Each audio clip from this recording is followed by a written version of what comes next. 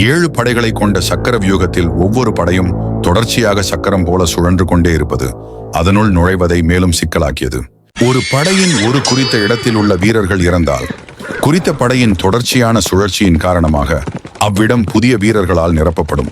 12 நாட்களாக பாண்டவர்கள் ஐவரும் எவ்வித பாதிப்பும் இல்லாமல் இருந்த நிலையில் நாளை கண்டிப்பாக பாண்டவர்களில் ஒருவரை கொல்வேன் என 12ஆம் நாளின் இரவில் எடுத்துக்கொண்ட சபதத்தின் அடிப்படையிலேயே குரு துரோணாச்சாரியார் சக்கர வியூகத்தை உருவாக்கினார்.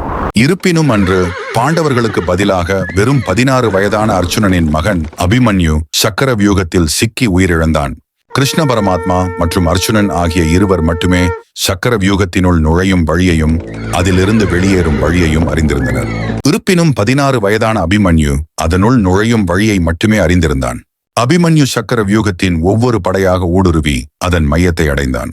இருப்பினும் அதிலிருந்து வெளியேறும் வழியை அறிந்திராத அவன் மையத்திலிருந்த 7 அதிசக்தி வாய்ந்த வீரர்களால் போர் விதிமுறைகளை மீறி கொடூரமாக கொலை செய்யப்பட்டான்.